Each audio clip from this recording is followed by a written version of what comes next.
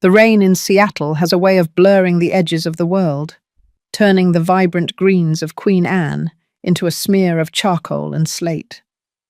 I stood by the floor-to-ceiling window of my study, watching the mist roll in over the Puget Sound, feeling the weight of the silence in this house.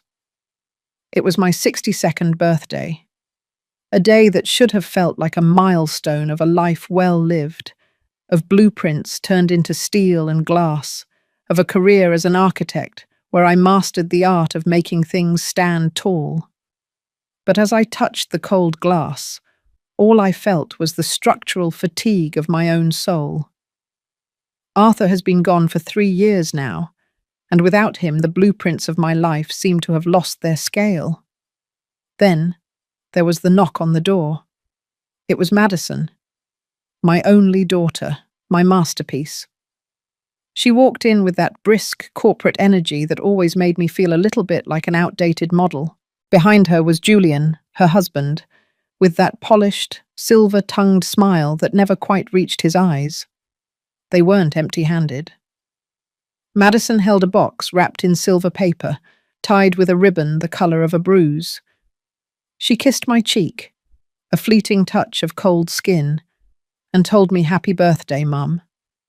She said they had found something special, something that suited the woman I used to be. I opened the box, and there it was. The dress. It was emerald silk, so deep and rich it looked like it had been spun from the moss of a rainforest. The fabric felt like liquid against my fingertips, a cool, shimmering river of luxury. Madison told me it was a limited piece from a boutique downtown, something to remind the world that Clara Huntington was still the queen of the Seattle skyline. I remember the way Julian looked at me then, a sharp, calculating glance that I mistook for admiration. He said, "You deserve to look your best tonight, Clara. Everyone who is anyone will be at the restaurant." I felt a surge of warmth, a rare spark of maternal pride. I thought they finally saw me. I thought the distance that had been growing between us, the missed calls and the hurried dinners, was finally closing. I spent an hour getting ready. I put on the pearls Arthur gave me for our 30th anniversary. I brushed my hair until the grey looked like silver threads. And then I stepped into the dress. It clung to me in a way that felt like a second skin, but tighter. As I looked in the mirror, I didn't see a grieving widow or a retired architect. I saw a woman of substance. I saw a mother who was loved. I didn't notice the way the silk seemed to constrict my chest, or how the emerald hue made my skin look slightly paler than usual. I was blinded by the light of my own hope. We arrived at the restaurant, a glass-walled cathedral of fine dining overlooking the dark waters of the bay. My friends were already there.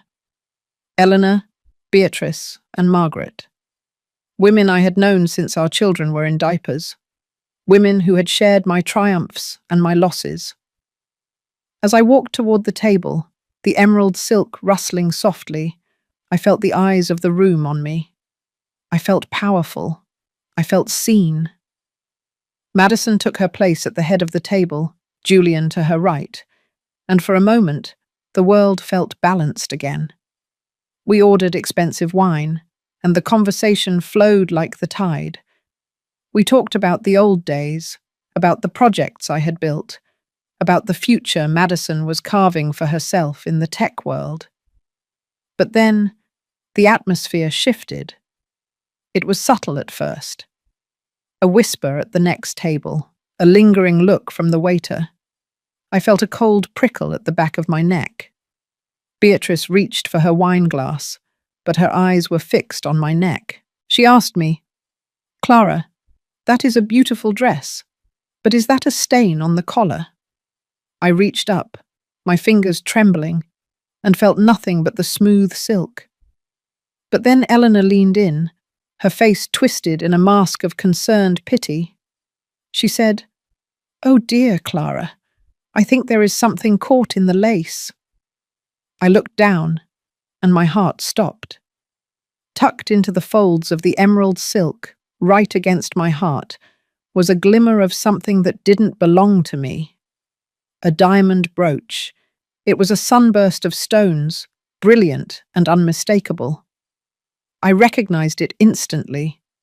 It belonged to Mrs. Sterling, the matriarch of one of Seattle's oldest families, who was sitting just 3 tables away. My breath hitched. How could it be there? I felt the heat rise in my cheeks, a burning wave of confusion. I tried to pull it out, but my fingers were clumsy, tangled in the very silk Madison had given me. Before I could speak, before I could explain, Julian stood up. His voice wasn't quiet.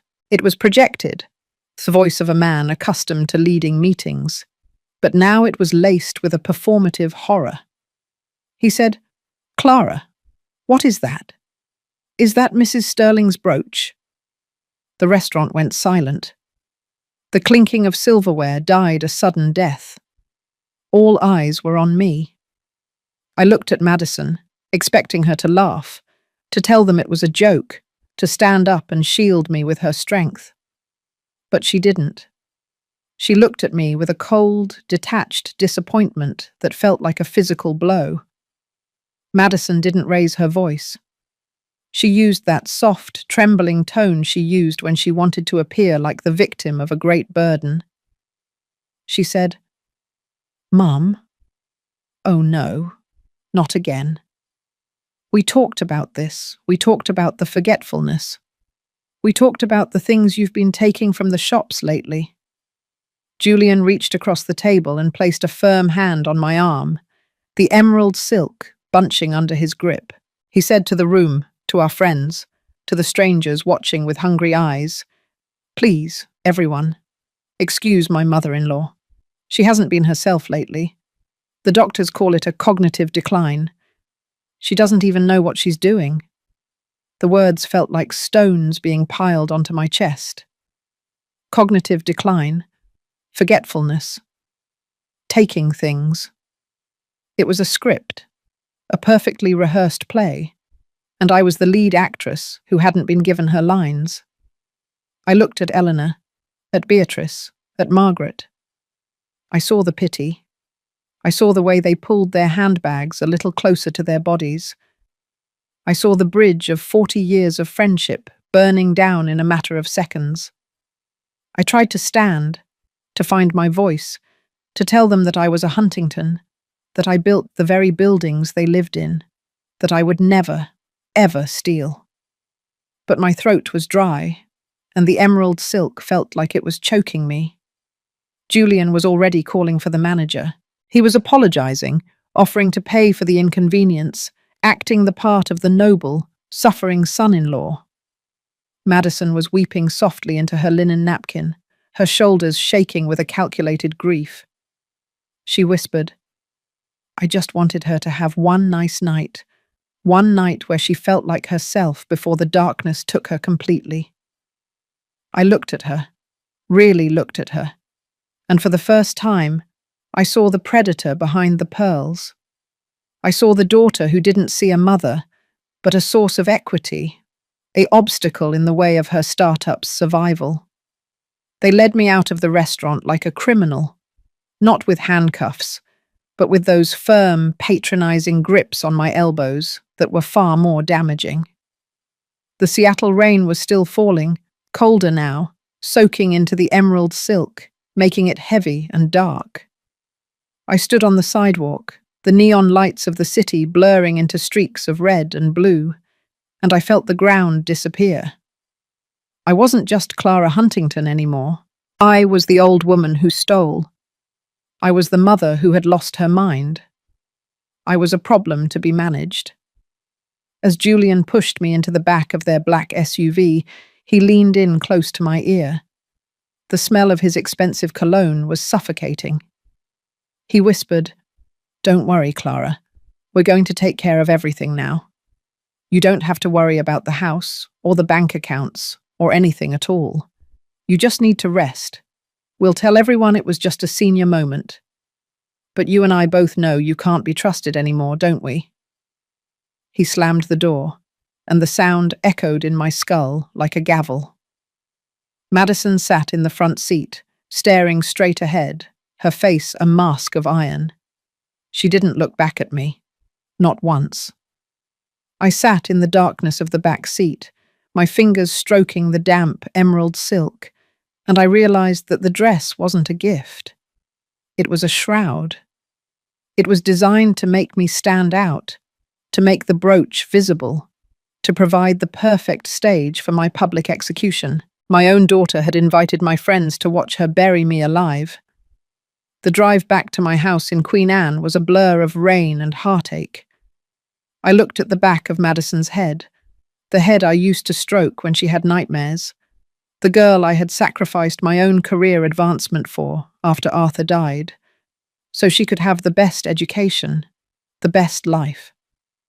I had poured my life into her foundation, thinking I was building something that would stand forever, but I had built a monster, and now that monster was turning its teeth toward me. When we reached the house, Julian didn't let me go to my room. He sat me down in the kitchen, under the bright, unforgiving LED lights. He took my phone. He took my keys. He said it was for my own safety. He said they would be staying with me for a while, to oversee my transition. Madison finally looked at me, but there was no love in her eyes, only a cold clinical assessment. She said, "Mum, it's better this way. You've worked so hard. It's time to let us handle the burden of being the Huntington head. You just stay here. Be quiet.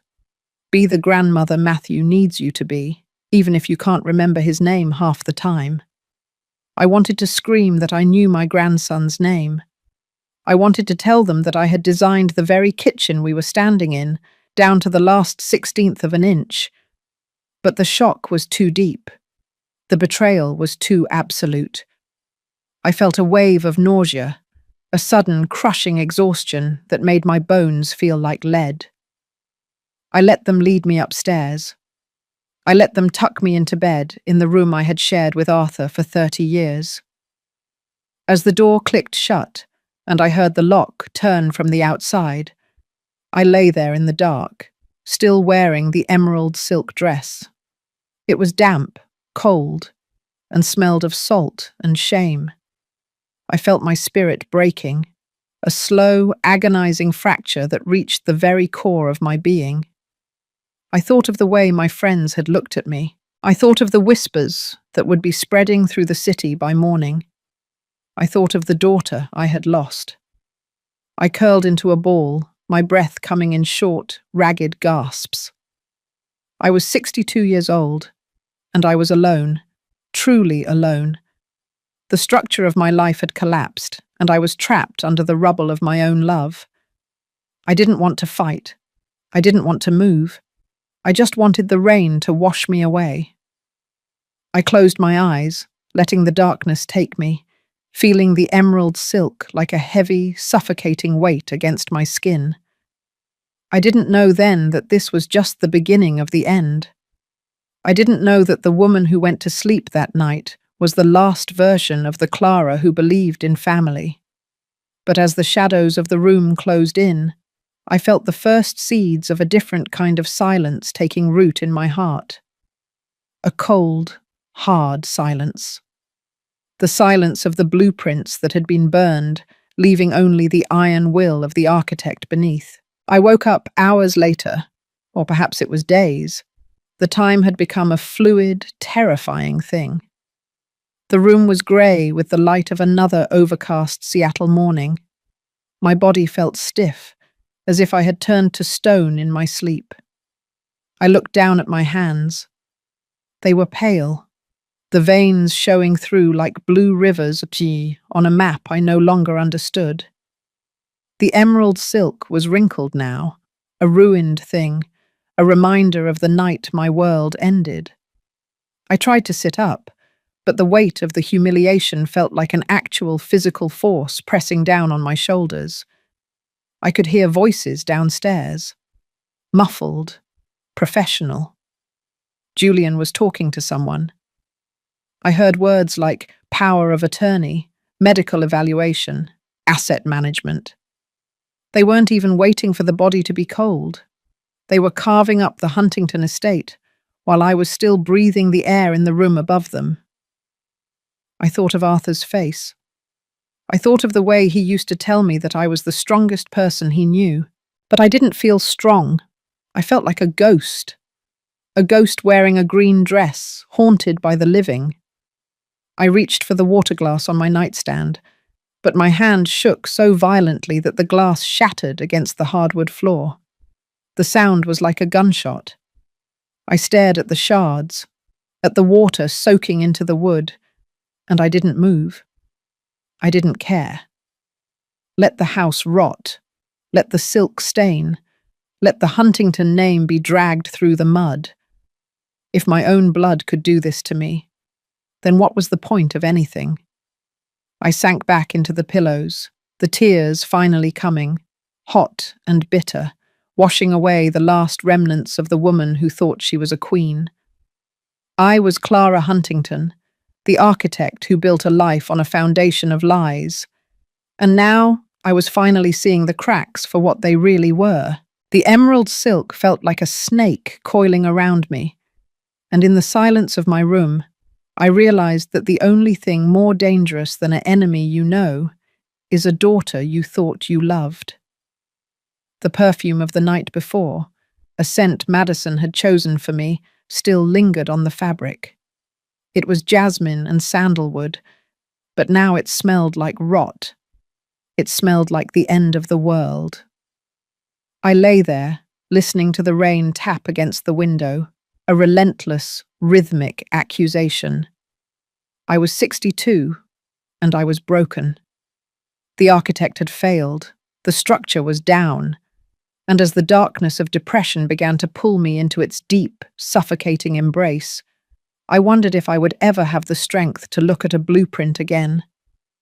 I didn't know how I was going to survive the next hour, let alone the rest of my life. The shame was a living thing, eating me from the inside out. Every time I closed my eyes, I saw Mrs. Sterling's shocked face. I heard Madison's trembling, false voice. I felt the emerald silk. I was trapped in a nightmare of my own making, a victim of my own capacity for trust. And as I drifted back into a fitful, trauma-filled sleep, I realized that the hardest thing about betrayal isn't the act itself. It's the realization that the person you would have died for is the person who held the knife. Part 1 ended not with a bang, but with the quiet, devastating sound of a heart finally giving up. The silence of the house had a physical weight to it, a heavy, suffocating blanket that seemed to absorb every sound of my existence. I sat in the armchair by the window in my bedroom, the same place I had watched the sunrise with Arthur for decades. But now the view was obscured by the heavy velvet curtains Madison had installed while I slept. She said the light was too harsh for my delicate state. She said the doctors recommended a sensory-neutral environment to help stabilize my wandering mind. But I knew the truth. They weren't protecting my eyes. They were erasing the world. I was still wearing the emerald silk dress on that first day, or maybe it was the second. Time had become a thick, grey slurry, oozing past without markers. The silk was no longer a river of luxury. It was a cold, wrinkled husk, smelling of the wine I had spilled and the salt of the tears I couldn't stop. I felt like a specimen in a jar, a once vibrant creature pinned to a board for observation. Downstairs, I could hear the rhythmic clicking of Madison's heels and the low, muffled drone of Julian's voice. They were the masters of the house now. I was just the inhabitant of the attic of my own life. Julian came in around noon. He carried a tray with a bowl of greyish oatmeal and a small white paper cup. He didn't look at me as he set it on the nightstand. He looked at the room, his eyes scanning for any sign of rebellion, any crack in the silence he had constructed. He said, "You need to eat, Clara. We have the specialists coming on Thursday to discuss the permanent arrangements. Madison is very upset, you know. She had to take a leave of absence from the firm to manage the fallout from the restaurant. Do you have any idea how much damage you've done to her reputation? I tried to speak, but my throat felt like it was filled with dry sand. I managed to whisper, "I didn't steal it, Julian. You know I didn't." He finally looked at me, a sharp, pitying smile curling his lip. He said, "The evidence says otherwise, Clara. The video from the restaurant, the brooch in your lace, the history of your little episodes. We're just trying to keep you out of jail. If we can prove you're incompetent, the Sterlings might agree not to press charges. We're doing this for you." He pushed the small paper cup toward me. "Take your vitamins," he said. "It'll help with the anxiety." I looked at the little blue pill. I didn't remember being prescribed anything for anxiety. I didn't remember seeing a doctor, but the fog in my head was so thick that I couldn't find the strength to argue. I took the pill. I swallowed the dry oatmeal, and within an hour, the edges of the room began to melt. The patterns on the wallpaper seemed to move, shifting like snakes in the tall grass. The shadows in the corner grew longer, reaching out with dark, spindly fingers. I felt my grip on reality slipping, a slow-motion fall into a well of soft, grey wool. This became the rhythm of my days. Darkness, oatmeal, the blue pill, the muffled voices from below. Madison would come in sometimes, usually in the evening when the shadows were at their most aggressive.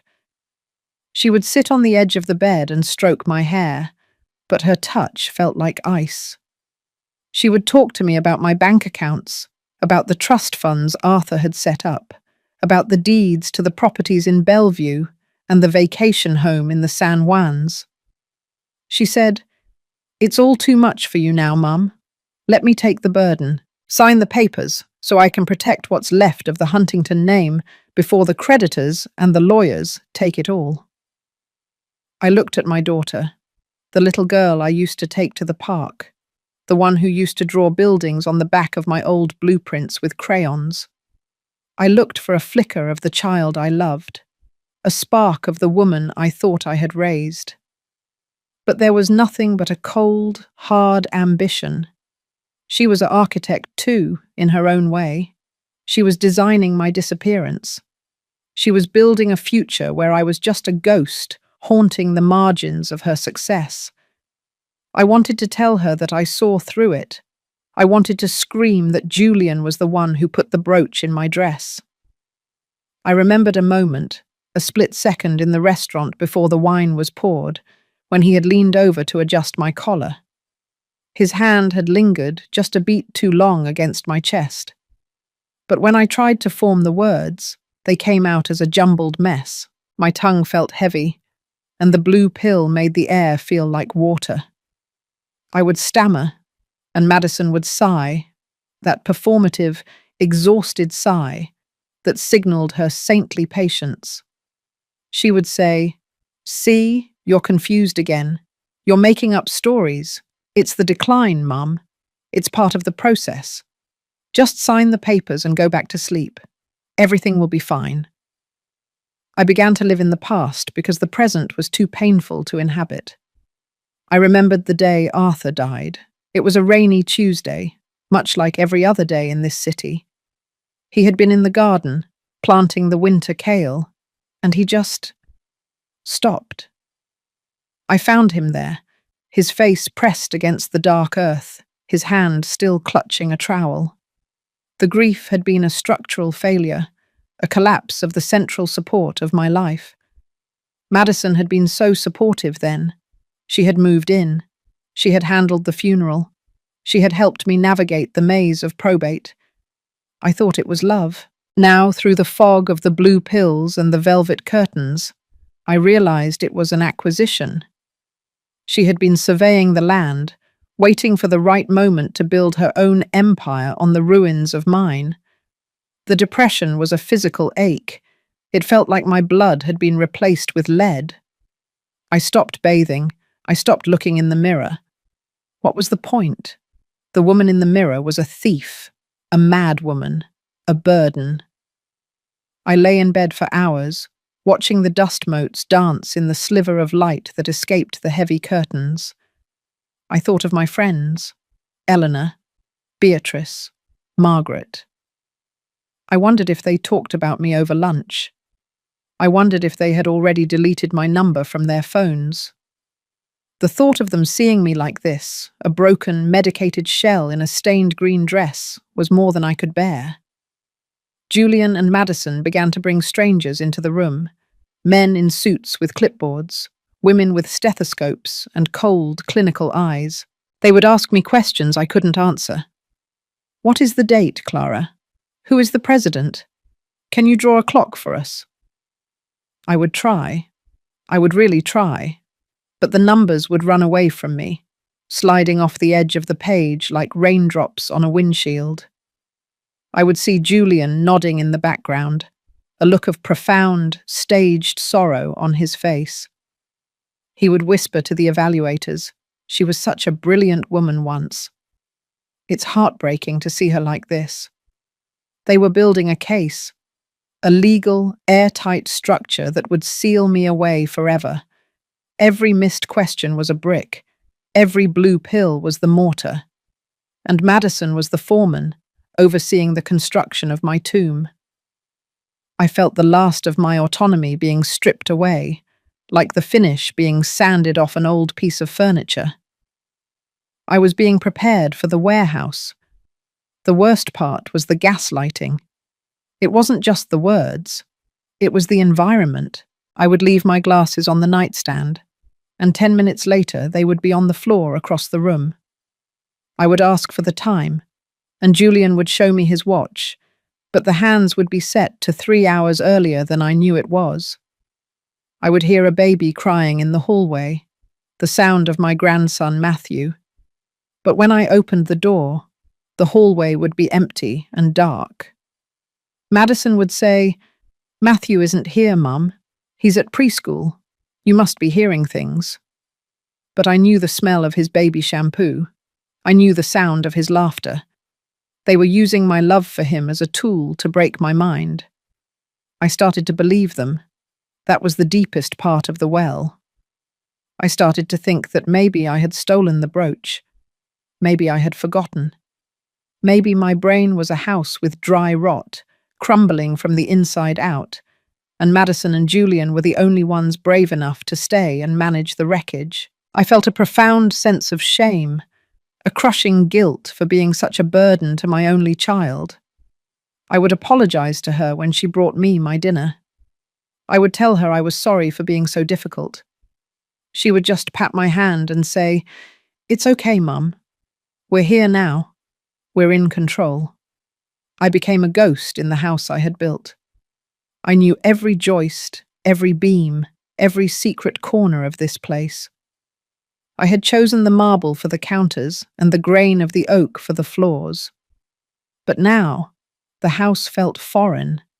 It felt like it was rejecting me. The walls seemed to vibrate with the tension of the lies being told within them. I spent my nights staring at the ceiling, listening to the rain, feeling the emerald silk of the dress I refused to take off. It was the only thing I had left that was mine, even if it was a symbol of my downfall. It was a part of the night it all went wrong, a piece of the wreckage I clung to as I floated in the dark. I thought of the ocean. The Puget Sound was just a few miles away, cold and deep and indifferent. I wondered if it would be easier to just walk into the water and let the tide take me. I wondered if anyone would notice if Clara Huntington just disappeared into the mist. Madison would probably hold a beautiful memorial service.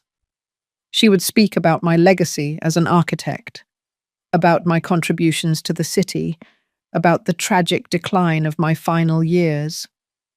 She would look beautiful in black. Julian would stand by her side, the loyal son-in-law, and they would inherit the house, the money, the life I had built. The thought should have made me angry, but I was too tired for anger. Anger requires a foundation, and mine had been demolished. I was just a pile of rubble. I was the structural fatigue Arthur had warned me about in our early days of building. Sometimes he would say, "You have to know when a structure is beyond repair, Clara. Sometimes the best thing you can do is tear it down and start over." But how do you start over when the architect is the one being demolished? I lay there, the blue pill finally taking hold, the grey wool closing in. The silence of the house was absolute. I was in the silent room, the place where they put the things they no longer wanted to see. I was a secret. I was a shadow. I was a mother who had been replaced by an asset. As the darkness took me once again, I felt a single tear roll down my cheek, soaking into the emerald silk. It was a tiny, insignificant drop in an ocean of grief. I was Clara Huntington, and I was finally, completely alone. The next morning, the fog was even thicker. I could hear them talking in the study directly below my bedroom. It was my study, the place where my drawing table stood, the place where I had designed the Vance building and the Mercer Library.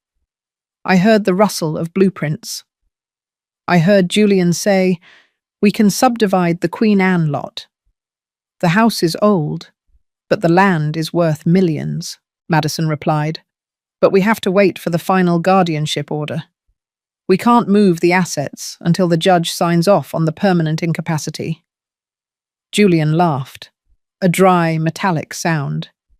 He said, "With the medical reports we've gathered, she'll be lucky if they let her keep her own shoes." Permanent incapacity. The words echoed in my mind, a death sentence for my soul. They weren't just taking my money, they were taking my identity. They were going to have a court of law declare that I was no longer a person. I was a ward, a thing, a project. I felt a cold shiver of terror, a spark of something that wasn't quite anger, but a primal instinct for survival. It was a tiny, flickering flame in the vast, damp darkness of my mind. I sat up in bed, my head spinning. I looked at the shards of the glass on the floor, still there from the night before. They hadn't cleaned it up. They didn't care if I cut my feet. They probably hoped I would. It would be just another sign of my decline, another incident to add to the file. I looked at the door. I knew it was locked. I knew my phone was gone. I knew the world outside was convinced I was a thief and a madwoman. I felt the weight of the emerald silk against my skin. It was dirty now, stained with oatmeal and sweat and tears. It was a ruined thing, much like me. But as I touched the fabric, I felt the diamond brooch again. They had taken it back, of course, that night at the restaurant, but the memory of it was still there. I remembered the way the pins had felt as Julian had adjusted my collar. I remembered the weight of it. I was an architect. I spent my life understanding how things fit together. I understood balance and tension. I understood the way a single point of failure could bring down a whole skyscraper. And in that moment, through the haze of the medication and the crushing weight of the depression, I realized that I was the point of failure in their plan. They needed my signature. They needed my silence. They needed me to stay in the silent room until the lawyers were finished. But as I looked at the grey light filtered through the velvet curtains, a thought began to form. It was a fragile, dangerous thing. It was a blueprint for a rebellion.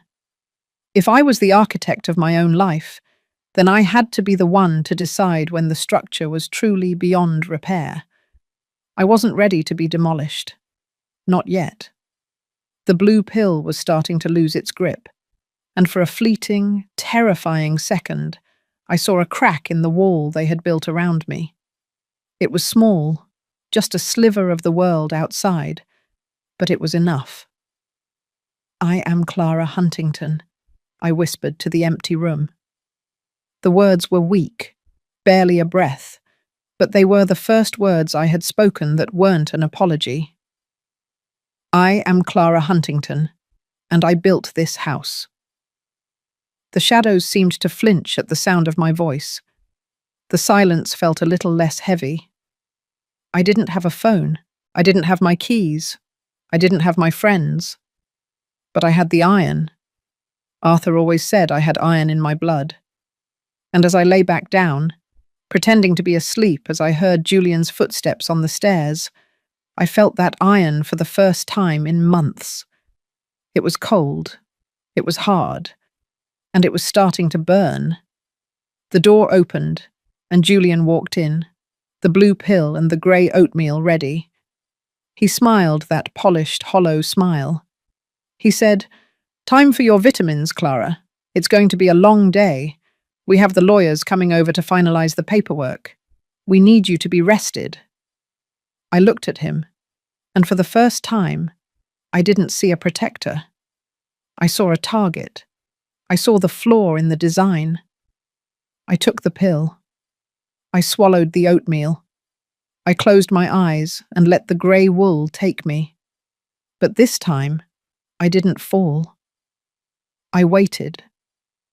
I waited in the dark, a silent architect in a ruined dress, starting to draw a new set of plans in the silence of my own heart. Part 2 ended not with surrender, but with the quiet, terrifying sound of a mind starting to wake up in the middle of its own nightmare. The blue pill sat on my tongue, a tiny, bitter weight that promised another 12 hours of grey wool and melting walls. Julian was standing over me, his hands on his hips, watching for the swallow. I had mastered the art of the fake gulp, a subtle contraction of the throat that I had practiced in the dark hours of the night. As soon as he turned to pick up the oatmeal tray, I tucked the pill into the deep, dry pocket between my cheek and my gum.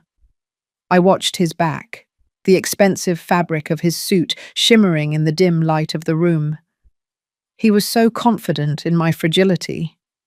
He was so certain that he had successfully demolished the structural integrity of my mind. When the door clicked shut and I heard the lock turn, I waited. I waited for the silence to settle, for the rhythm of the house to shift into its afternoon lull. I spat the pill into a tissue I had hidden under the mattress. It was a small, blue witness to my rebellion. I felt the fog starting to lift, the edges of the room sharpening like a photo coming into focus. For the first time in weeks, the walls stayed still. The shadows retreated to the corners where they belonged. I sat up, my head clear, the architect in me finally waking up from a long, drugged sleep. I looked at the room.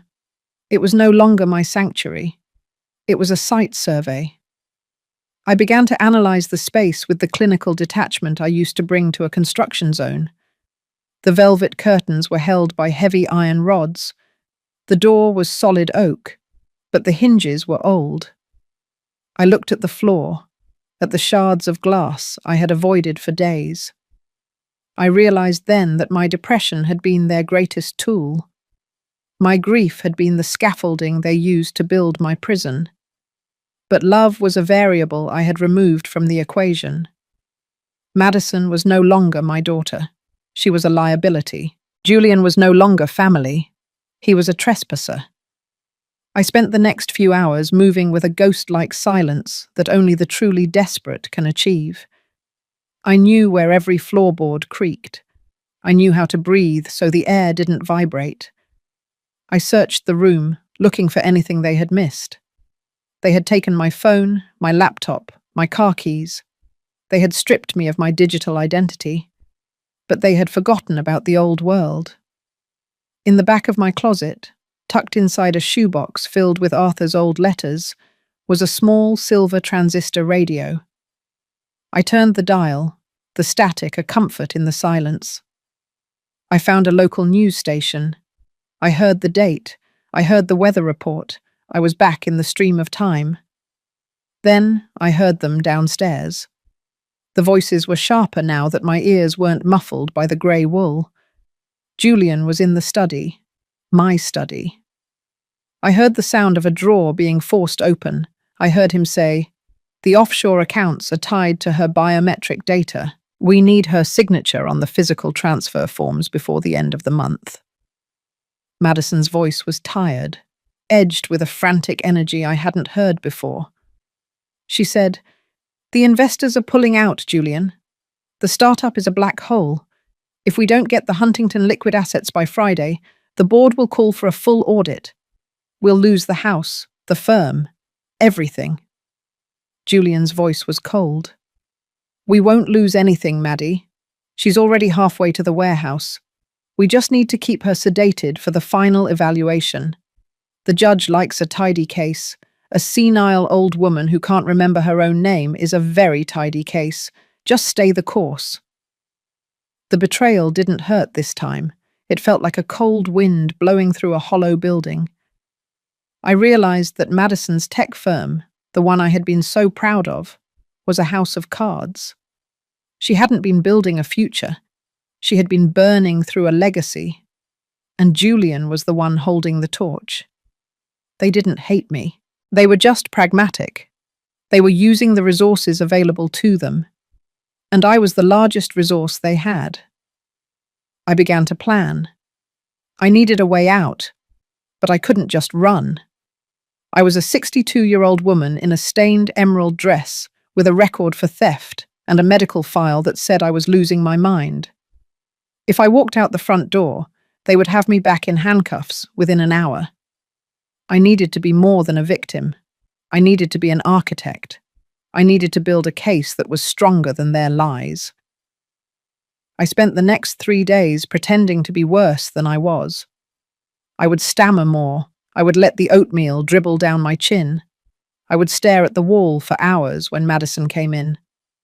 I watched her look at me with a mixture of guilt and relief. She wanted me to be gone so she didn't have to look at what she was doing. I gave her what she wanted. I gave her the ghost. But underneath the facade, I was working. I waited for the night. Julian stayed late at the office. I heard the front door close, the sound of his car fading into the Seattle rain. Madison was in the kitchen, the smell of burnt coffee drifting up the stairs. I knew the lock on my door. It was a simple deadbolt Arthur had installed years ago for privacy. I had a small metal nail file hidden in my jewelry box. I spent 2 hours working the mechanism, my fingers bleeding, my heart hammering against my ribs. When the bolt finally clicked back, the sound was like a symphony. I slipped out of the room, my bare feet silent on the oak floors. I didn't go for the front door. I went for the study. I needed evidence. I needed the blueprints of their betrayal. The room was a mess. My architectural drawings were scattered on the floor, some with coffee rings on them. My desk was covered in Julian's financial statements. I found a folder marked Huntington Estate. I opened it, and the world went cold. There were documents with my signature on them. Perfect forgeries. They were transfer deeds for the Bellevue property. They were letters of resignation from my board positions. There was a draft of a will that left everything to Julian Thorne in the event of Madison's death. He wasn't just planning to take my money. He was planning to take hers, too. He was the parasite that was eating the whole family. I found something else, a small black device tucked behind the books on the shelf. A listening device. They had been monitoring my room, my phone calls, my life. Every word I had spoken in my grief had been recorded and used to build the narrative of my decline. I felt a surge of cold, pragmatic fury. They had used my own house against me. I needed to contact someone outside their circle of influence. I thought of my friends, but I knew the bridge was burned. I thought of the police, but Julian had the medical reports. Then I remembered Marcus Vance. Marcus was a lion of the Seattle legal world. I had designed the Vance building for him 10 years ago. We had spent months arguing over the load-bearing walls and the height of the atrium. He was a man who respected structure. He was a man who understood that a building was only as strong as its foundation. I knew he was still practicing law, specializing in estate litigation and the protection of the elderly. He was the only person who might look at the blueprints and see the flaws. I found his old business card in the back of my desk drawer. I didn't have a phone, but I remembered the house's old landline in the basement. I had designed a small, hidden nook under the stairs for the server rack and the backup lines. Julian wouldn't think to look there. He was a man of the digital age. He wouldn't understand the power of a hardwired connection. I crawled into the basement, the air smelling of damp earth and old memories. I found the phone. My fingers were shaking so hard I could barely dial. I waited, the dial tone a thin, golden thread to the world outside. When the receptionist answered, I used my most professional voice, the one I used when I was managing a $100 million project. I said, "This is Clara Huntington. I need to speak with Marcus Vance immediately. It is a matter of structural integrity." I had to wait. The silence of the basement felt like it was closing in on me. I heard Madison moving in the kitchen above my head. I heard the rain starting to pick up again. Then Marcus's voice came on the line. It was deep, gravelly, and familiar. He said, "Clara, is that really you? I heard you were unwell." I took a deep breath. "Marcus, listen to me. I am being demolished. I need an architect who understands the law. I am being sedated and gaslit by Julian Thorne and my daughter. They have forged my signatures. They have a listening device in my room. I have the documents in my hand. I am not losing my mind, Marcus. I am losing my life." There was a long silence on the other end. I felt the sweat dripping down my back. Then he said, "Where are you?" I told him I was in the house. I told him they were keeping me locked in. He said, "Clara, I need you to be very careful. If Julian is as desperate as you say, he won't stop at gaslighting. I'm going to send a courier to the side gate of your property at midnight. He'll be wearing a yellow raincoat. You need to give him copies of everything you found. Don't try to leave. Not yet. We need the evidence to be airtight before we move." I hung up, the silver of hope finally starting to shine through the grey wool. I spent the next hour at the old copier in the basement, my heart in my throat with every flash of the light. I made copies of the forgeries, the financial statements, the draft of the new will. I tucked the originals back into the folder exactly as I had found them. I was the architect again.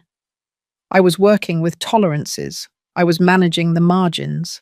I slipped back up to my room just as I heard Julian's car pull into the driveway. I locked the door from the inside with the nail file. I got back into bed. I put the emerald silk dress back on. I waited. When he came in to check on me, I was the ghost again. I stared at the ceiling. I let my hand hang limp over the edge of the bed. He looked at me for a long time, the shadow of a smile on his face. He said, "Good night, Clara. Almost there now. Just a few more days." I waited until I heard the house settle into its midnight rhythm. I crept back down to the side gate, the wet grass cold against my feet. The rain was a deluge now, the Seattle sky a heavy, dark ocean. I saw him, the yellow raincoat. He didn't say a word. I handed him the envelope. He nodded once and disappeared into the mist. I walked back to the house, the rain soaking into the emerald silk. I felt a strange sense of peace. The architect had drawn the new plans. The site was prepared. The structure was being rebuilt from the inside out. I was no longer a victim of my own grief. I was a strategist. I was a survivor. I realized then that Madison had made a fatal mistake. She had forgotten who had taught her how to draw. She had forgotten who had shown her how to look at a sight and see the hidden dangers. She had thought I was the building, something to be managed and eventually replaced. But I was the one who knew where all the bodies were buried in the foundation. I was the one who knew exactly how much pressure the Huntington name could take before it shattered. I went back to my room and lay down in the dark. I didn't take the blue pill. I didn't need it. The iron in my blood was burning hot now, a fierce, bright flame that the rain couldn't touch. I was Clara Huntington. I was 62 years old. My husband was dead, my daughter was a traitor, and my son-in-law was a parasite. But I was still the woman who built the Seattle skyline, and I was going to make sure that when this house finally fell, it fell on top of them. The pragmatism was a cold comfort, but it was enough. I didn't love them anymore. The love had been a load-bearing wall that had collapsed, and I had learned to live in the open air. I thought of Matthew, my grandson. I would save him from the wreckage. I would build him a new house, one made of truth and steel. As I drifted into a natural, drug-free sleep, I felt the emerald silk dress against my skin. It was no longer a shroud. It was a uniform. It was the color of the moss that grows on the strongest stones.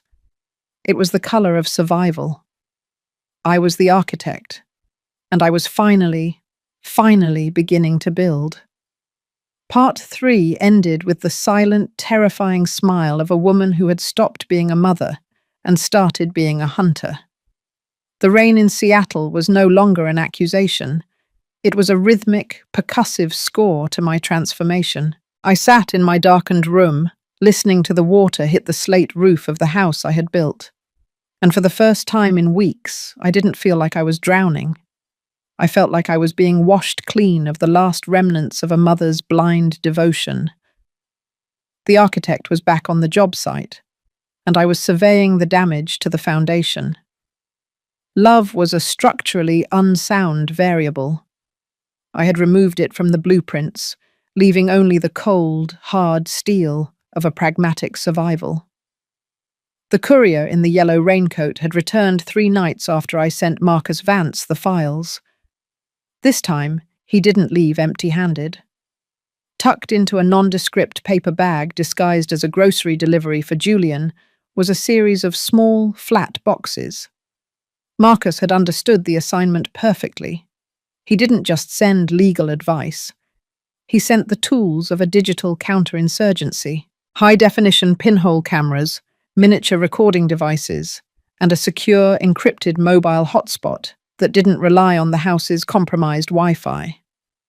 Julian Thorne thought he was the master of the digital domain, but he was a child playing with fire compared to a woman who understood the physical geometry of a building's secrets.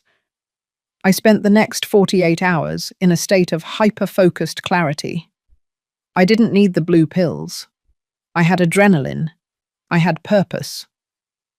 I would wait until Julian left for the office and Madison was distracted by her failing startup's frantic conference calls. I moved through the house like a shadow, a silent ghost reclaiming her territory.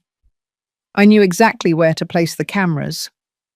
I hid one in the ornate molding above the study door, angled perfectly to capture the desk where Julian forged my name. I tucked another into the vents of the kitchen, where they sat and discussed my warehousing over artisanal coffee. I wired a microphone into the base of the lamp in the living room, the very place where they had staged my mental breakdowns for the doctors and evaluators. I was the architect. I understood sightlines. I understood the way sound traveled through the ventilation ducts. I was building a digital fortress around their lies, and they had no idea they were walking into a trap of my design. Every time Madison came into my room to check on me, I gave her the same vacant stare. I let my mouth hang open just a fraction. I kept the emerald silk dress on, now so wrinkled and stained it looked like a discarded skin. She would sigh that exhausted, saintly sigh and say, "I'm so sorry you're like this, Mum." It's for the best, really.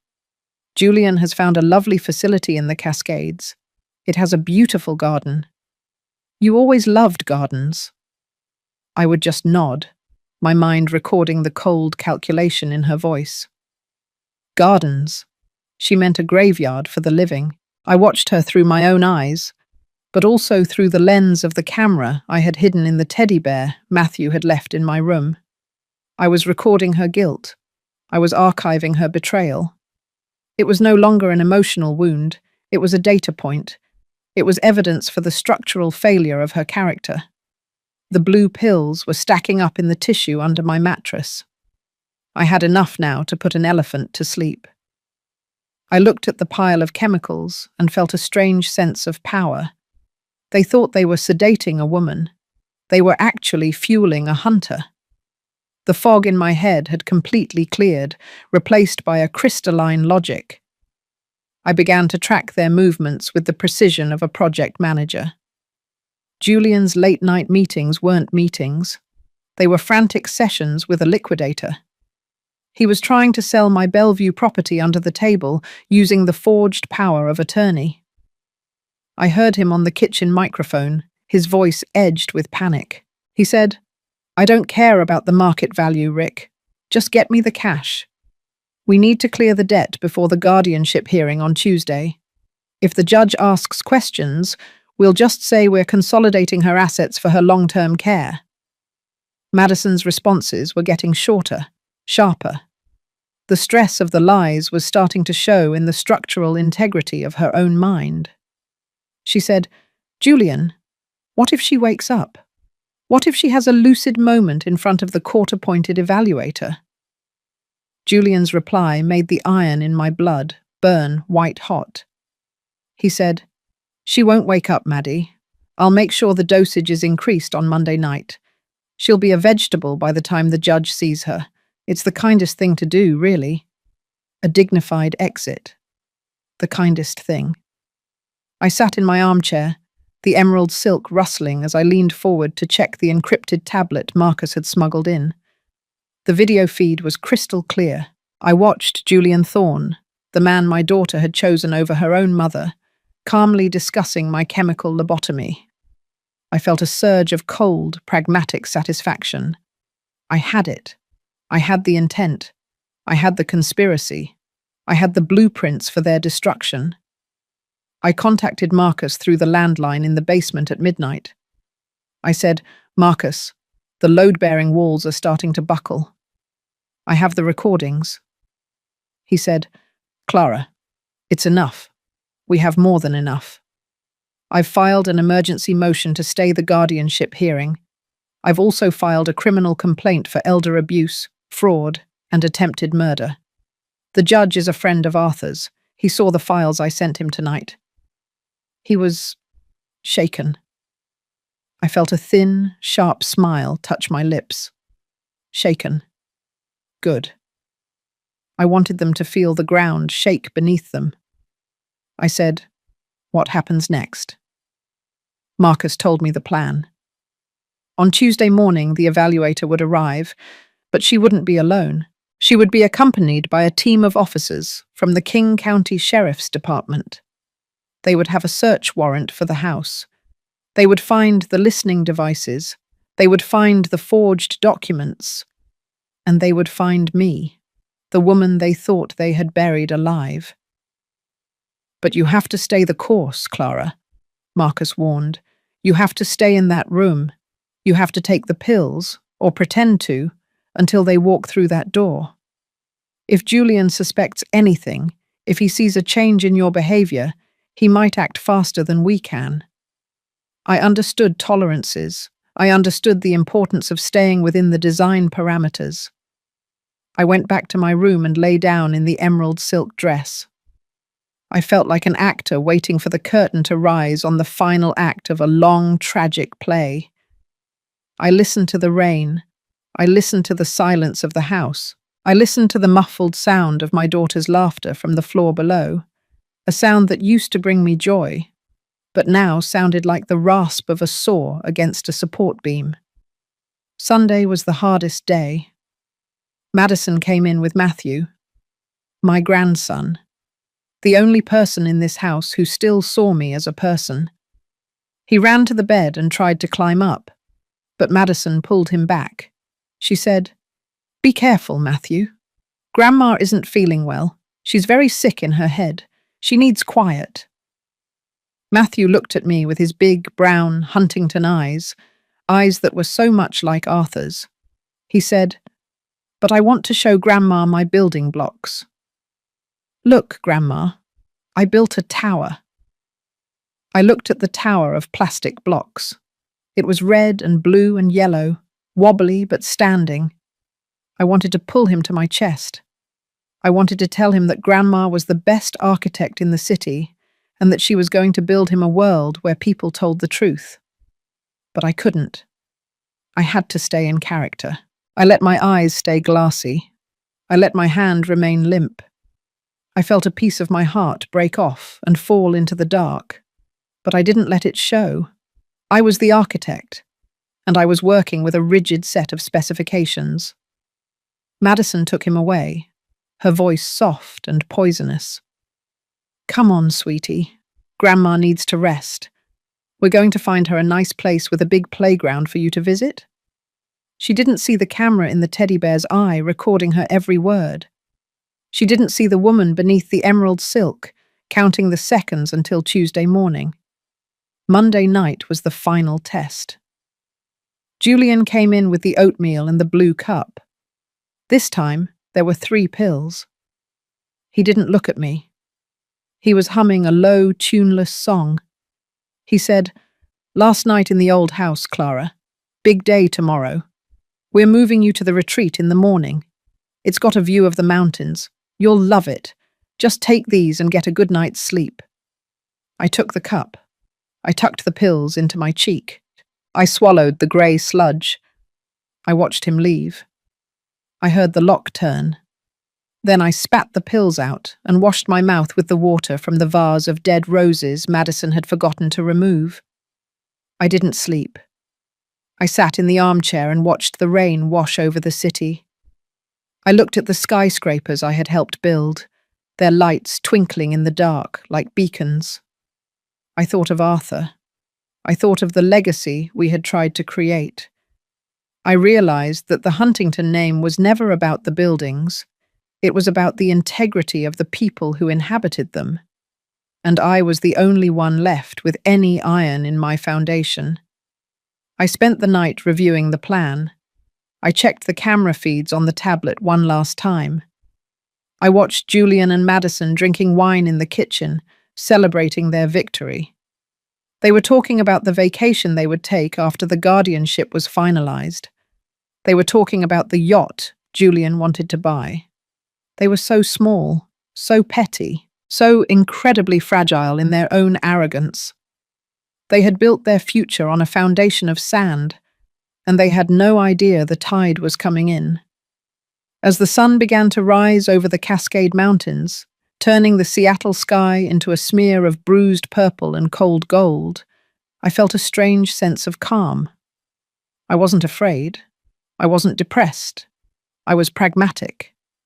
I was an architect at the end of a long, difficult project. I was ready to hand over the keys.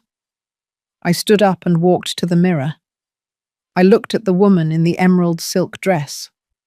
She was thin, her skin pale, her hair a wild tangle of silver. But her eyes were clear. Her eyes were hard. She was the woman who had survived the demolition. She was the woman who was about to walk out of the rubble. I heard the first car pull into the driveway at exactly 8 o'clock. Then another. Then a third. I heard the doorbell ring. I heard Julian's voice, the polished, hollow tone he used for visitors. He said, "Good morning. You must be the evaluators. Please, come in. My mother-in-law is upstairs. She's had a very difficult night. She's quite sedated." I heard the footsteps on the stairs. Not the 2 people I expected, but a crowd. A heavy, purposeful march. I went to the bed and lay down, folding my hands over my chest, pulling the emerald silk around me like a shroud. I closed my eyes. I waited for the lock to turn. When the door opened, I didn't move. I heard Madison gasp. I heard Julian say, "Please be quiet. She's very fragile." Then I heard a voice I hadn't heard in years, but would know anywhere. A voice that sounded like justice. "This is the King County Sheriff's Office. We have a warrant for the arrest of Madison Huntington and Julian Thorne for elder abuse, financial fraud, and conspiracy." I opened my eyes. I didn't look at the officers. I didn't look at the cameras. I looked at Madison. I saw the moment the foundation collapsed. I saw the look of absolute soul-crushing terror as she realized that the silent room had been a recording studio. I saw Julian Thorne try to run, only to be tackled by two deputies in the hallway. I stood up from the bed. I didn't stammer. I didn't shake. I walked toward my daughter, the emerald silk rustling with every steady step. I looked her in the eye, and for the first time in months, I let her see the architect. I said, "The structure was never the problem, Madison. It was the architect you chose to trust." I walked past her out into the hallway, out into the light of my own house. I felt the air hit my face, fresh and cold and smelling of rain. I was Clara Huntington, and I had survived the demolition. The blueprints were filed. The site was cleared. And as the handcuffs clicked shut on the daughter I had once loved, I realized that the hardest part of building something that lasts isn't the steel or the glass. It's knowing when to walk away from the wreckage and start again.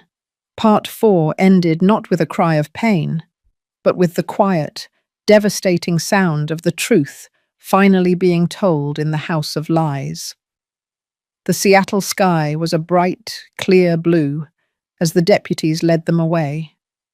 I stood on the balcony of the Queen Anne house, watching the black SUVs disappear down the hill.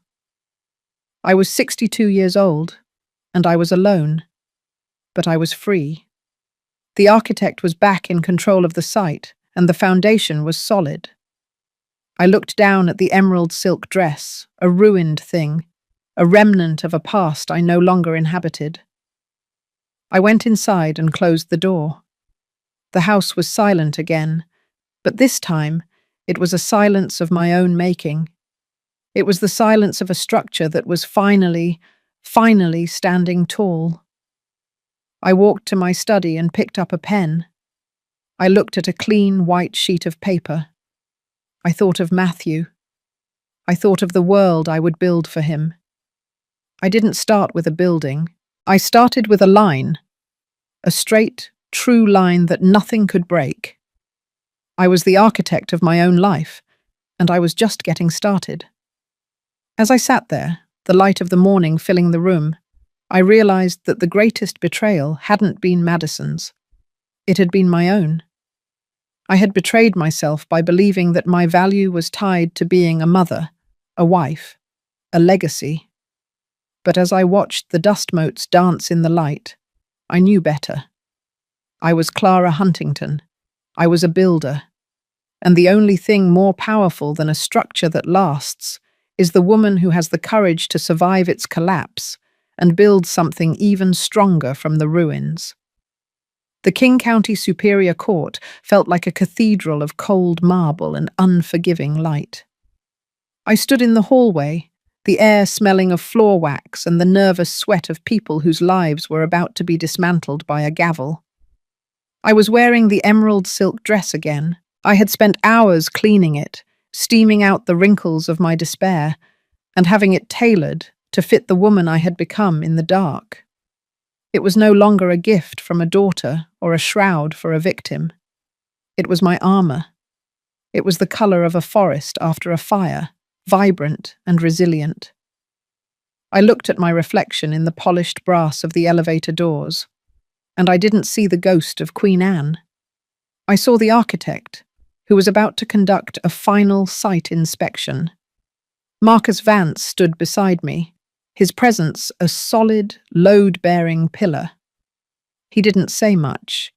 He just adjusted his silver silk tie and checked his watch. He said, "Are you ready to show them the foundation, Clara?" I looked at the heavy oak doors of the courtroom and nodded. I told him, "I've been calculating the stress loads for weeks, Marcus. It's time to see where the structure snaps." We walked inside, the sound of my heels on the stone floor a steady, rhythmic declaration of my existence. The courtroom was packed. The Seattle press had caught wind of the Huntington scandal, a story of old money, tech sector desperation, and a mother's supposed descent into madness. I saw the cameras flash, a strobe light of public judgment. I saw Eleanor and Beatrice in the third row, their faces pale, their eyes darting away from mine. They were part of the audience for my execution, and now they were witnesses to my resurrection. Madison and Julian were already seated at the defense table. They looked different. The black SUVs and the firm grips of the deputies from Part 4 had stripped away their corporate polish. Julian's expensive suit was rumpled, his hair a mess of frantic fingers. Madison looked small, her face a mask of calculated grief that was starting to crack under the pressure of the reality she had designed. She looked at me, and for a split second, I saw the little girl who used to be afraid of the dark. But then the iron in my blood reminded me that she was the one who had turned out the lights. The judge, a man named Henderson, who had known Arthur for 40 years, took the bench. He looked at the room with a gaze that could cut through steel.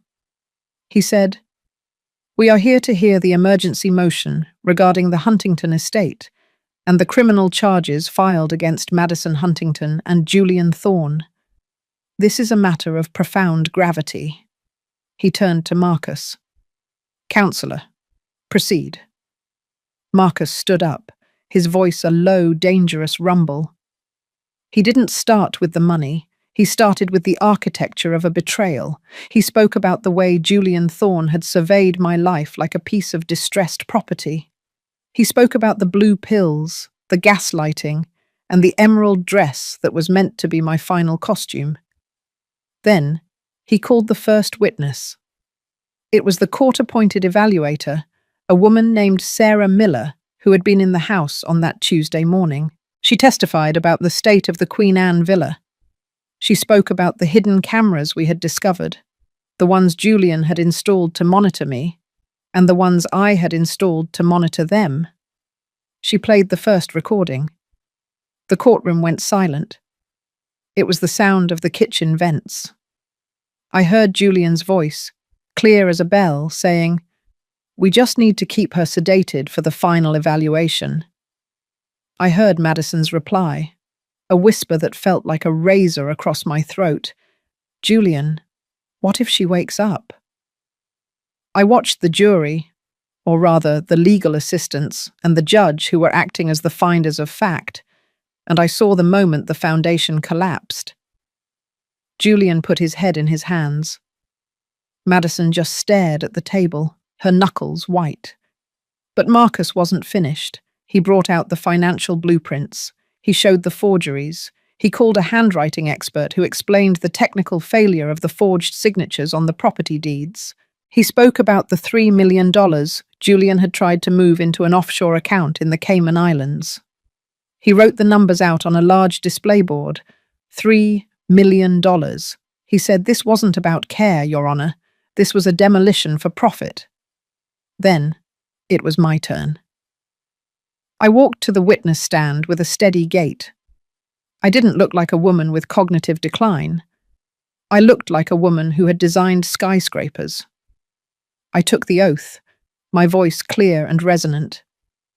I said, "I do." Marcus walked toward me, his eyes encouraging. He asked me, "Clara, tell the court about the dress you are wearing." I touched the emerald silk. I said, "My daughter gave me this dress for my 62nd birthday. She told me it was a symbol of my status. But Julian Thorne, used it as a stage. He tucked a diamond brooch into the lace and told the world I was a thief. He used my grief for my late husband as the mortar for a prison. They fed me medications that weren't mine. They tried to erase the person I have been for 62 years so they could pay off the debts of a failing startup and a gambling addiction.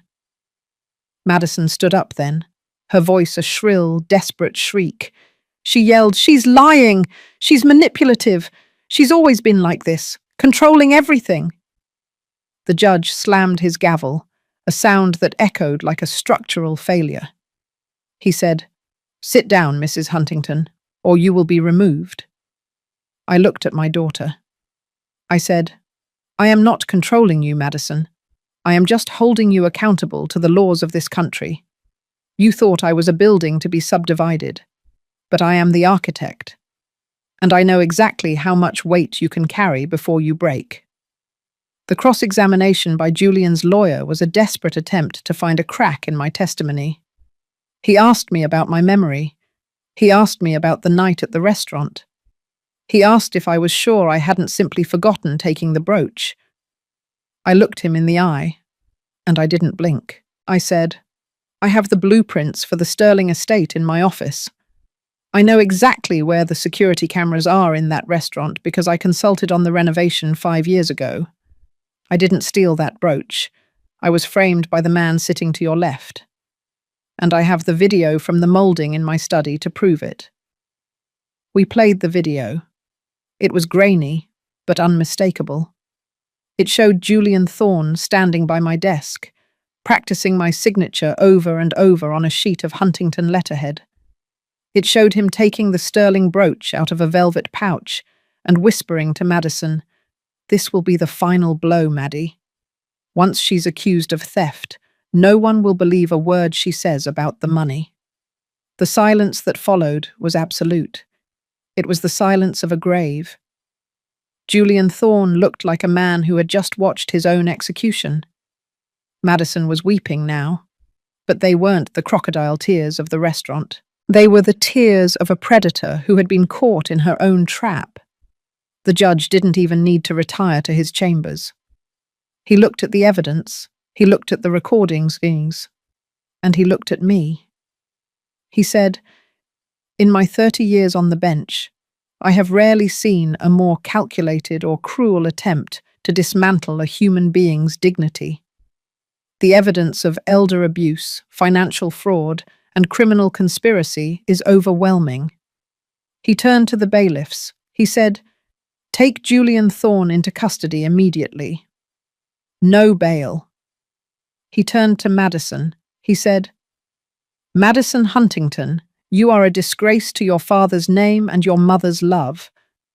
I am issuing an immediate injunction freezing all your assets.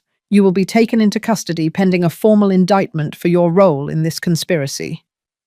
The handcuffs clicked shut. The sound was the same as it had been in my kitchen, but this time the metal wasn't for me. I watched the deputies lead them away. Julian was shouting about his lawyers, about his connections, about how this was a mistake. Madison just looked back at me one last time. Her eyes were empty.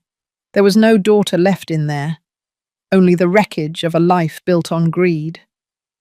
I sat in the witness stand for a long time after the room cleared. The cameras were still clicking, the reporters were still whispering, but I didn't hear them. I felt a strange sense of emptiness. The purge was complete. The parasites had been removed from the structure, but the building was still standing, and it was hollow. I looked at the emerald silk dress, and I realized that the price of justice was the loss of the only family I had left. Marcus Vance came over and put a hand on my shoulder. He said, "You did it, Clara. You saved yourself. You used the law to protect the woman you are." I told him, "I didn't just save myself, Marcus. I saved the Huntington name, but the cost was $900,000 in legal fees, a shattered heart, and a daughter I will never speak to again." He nodded. He understood. He said, Sometimes you have to burn the site to clear the debris. But look at you, Clara. You're still standing. I walked out of the courtroom and into the Seattle afternoon. The rain had stopped. The sky was a bright, sharp blue that made my eyes ache. I stood on the steps of the courthouse, watching the people walk by, and I felt the weight of my freedom. It was a heavy thing, but it was mine. I wasn't Clara the thief. I wasn't Clara the mad woman. I was Clara Huntington, the architect.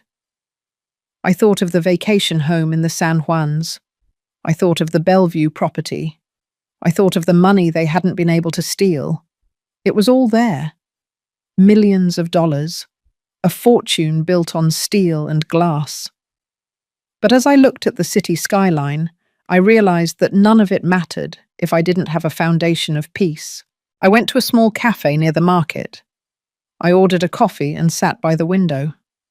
I watched the ferries cross the bay, their wakes like white scars on the dark water.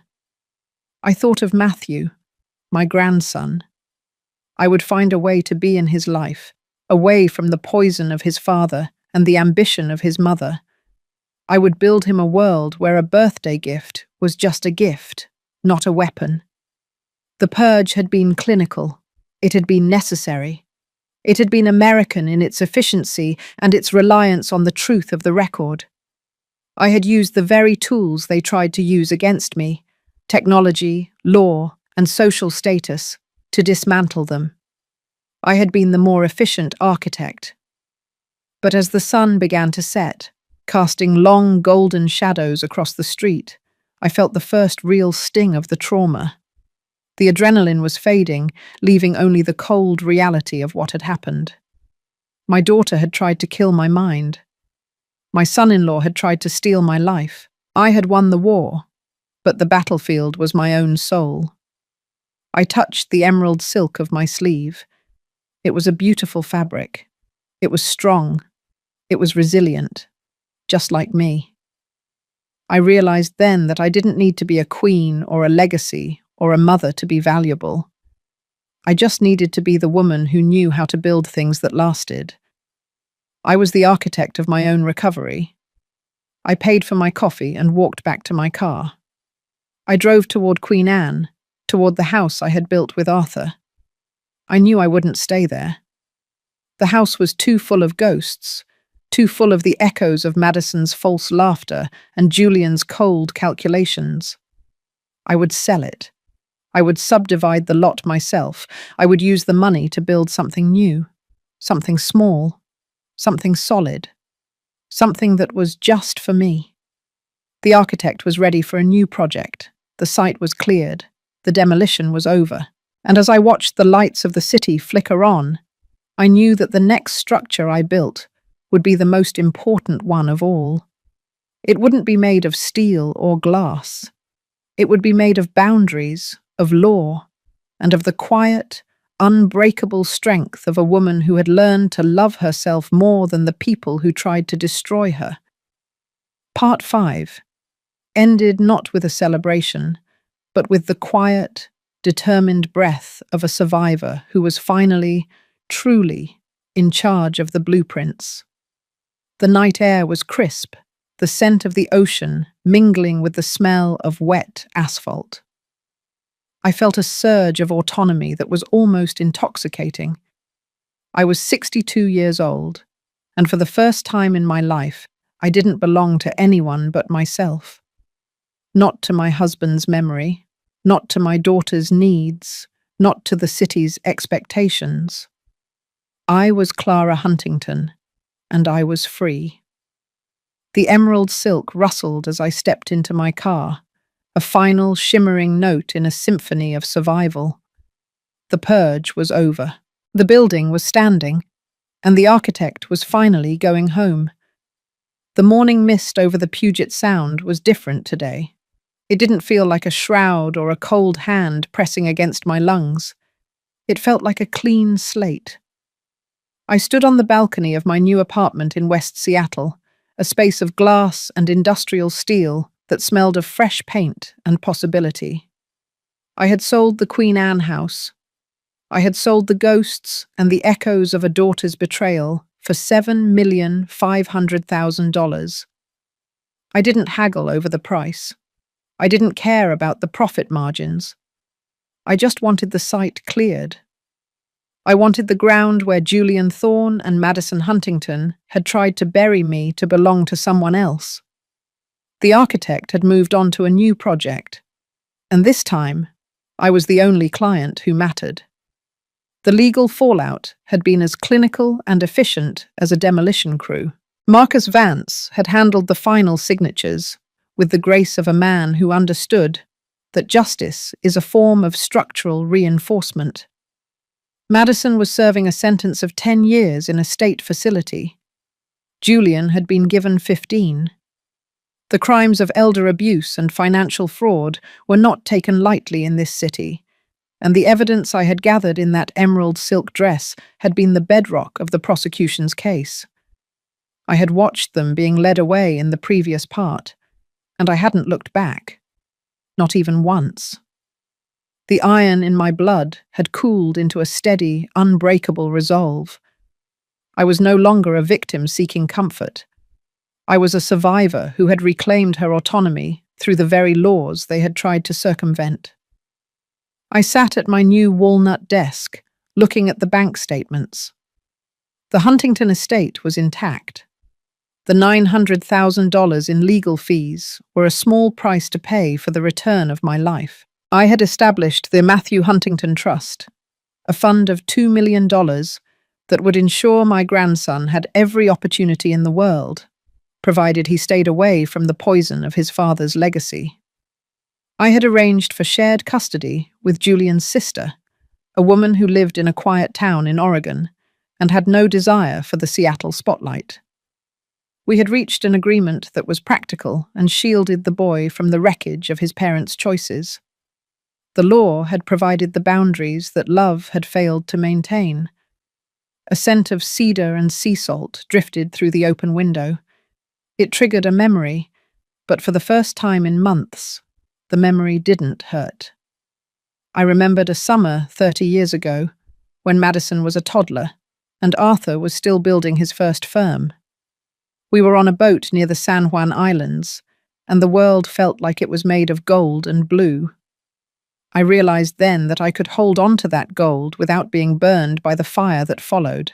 The betrayal didn't erase the love I had once felt, but it had certainly changed the nature of the relationship.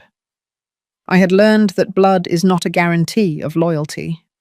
I had learned that a family is only as strong as the integrity of its individual members.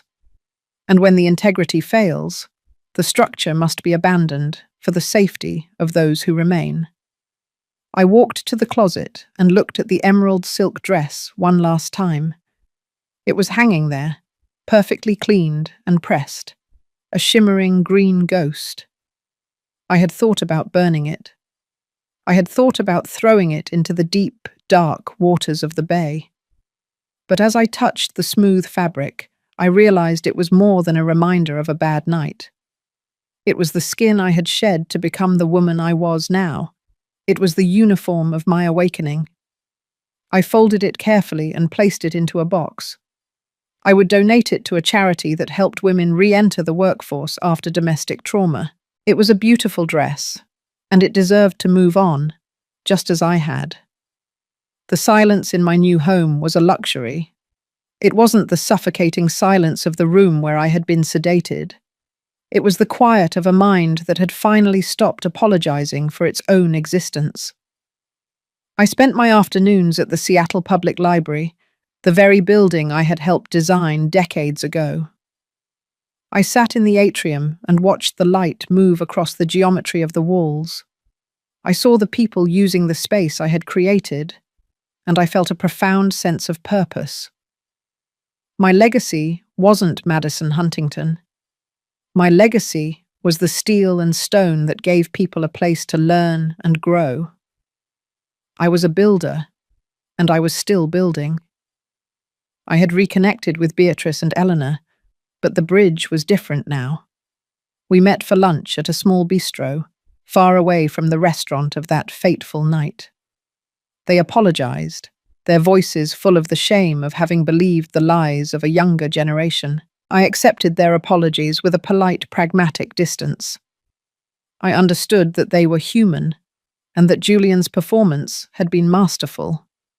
But the intimacy we once shared was gone, replaced by the cautious respect one gives to a survivor. I didn't need them to be my world anymore. I had found my own center of gravity. One evening, a letter arrived from the prison. It was from Madison. I looked at the envelope for a long time, the familiar handwriting a sharp prick against my skin. I didn't open it. I knew what it would contain. It would be a mixture of blame, desperation, and the hollow promises of a predator who had run out of prey. I walked to the kitchen and dropped the letter into the shredder. The sound of the blades was a final, mechanical closure. I didn't owe her my attention. I didn't owe her my forgiveness. I had given her a life, and she had tried to take mine. The account was closed. I felt a surge of energy, a lightness in my step that I hadn't felt since Arthur died.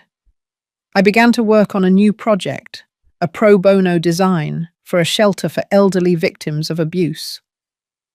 I spent my nights at my drawing table, the blueprints of a new sanctuary taking shape under my hands. I used everything I had learned about security, sight lines, and the need for hidden strength.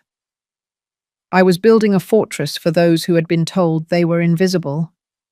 I was using my pain as the raw material for someone else's safety. It was the most important work of my life. I thought of the woman I had been in part 2, the broken ghost who stared at velvet curtains and waited for a blue pill. That woman was dead. She had been demolished to make room for the structure that was standing now. I realized that the U-shaped journey of my soul had brought me back to the surface. But I was not the same Clara. I was stronger. I was sharper. I was entirely my own person. The trauma had been a fire that burned away the soft wood, leaving only the tempered steel. The rain started to fall again, a soft Seattle drizzle that blurred the lights of the city. I stood by the window and watched the ferries cross the water. I felt a deep, quiet peace. I was 62 years old, and my life was just beginning. I had my health, I had my fortune, and most importantly, I had my truth. I had used the law to protect my dignity and the architecture of my mind to survive the darkness. I was Clara Huntington, and I was standing tall. I picked up my phone and called the school in Oregon. I spoke to Matthew. He told me about his new friend and the tower he had built in his woodshop class. He said, "I used the techniques you told me about, Grandma. I made sure the base was wide enough to handle the weight." I smiled, the tears in my eyes a warm, healing rain. I told him, "That's right, Matthew. Always start with the foundation. If the foundation is solid, the rest of the world can shake all it wants. But you will still be there." I hung up and looked out at the city. The skyscrapers were glowing in the dark, a forest of light and achievement. I felt like one of them. I had been built to last. I had survived the earthquake of betrayal and the landslide of grief. I had cleared the site and built something new. I was the architect of my own rebirth, and the blueprints were perfect. As I prepared for bed, I realized that the greatest lesson of the emerald dress wasn't about the cruelty of others. It was about the resilience of the self. It was about the power of standing up and saying, "I am here, and I matter. I am not a legacy to be managed or a burden to be stored. I am a living, breathing woman with a voice and a will." And as I closed my eyes, I didn't see the shadows. I saw the horizon. I saw the light of a new day, and for the first time in a very long time, I was ready for it. The architect was home, and the structure was finally complete. The journey was long, and the cost was high. but the result was a life of absolute clarity. I had walked through the fire and come out with a soul made of iron. I had learned that the only person who can truly define your value is you.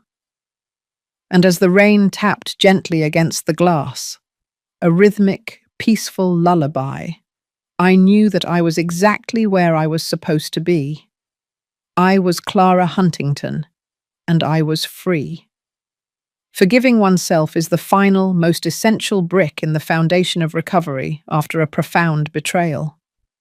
For a long time, I blamed my own heart for being too open, my own eyes for being too blind to the monster growing in my own home. I felt the shame of a mother who had failed to see the cracks in her child's character. But true light only returns when you realize that your capacity to love was never a flaw. It was a strength that others tried to weaponize. Reclaiming my narrative meant acknowledging the trauma without letting it become my identity. I have learned to embrace the scars as proof of my structural integrity, finding peace in the quiet independence of a life built on truth, law, and an unwavering belief in my own worth.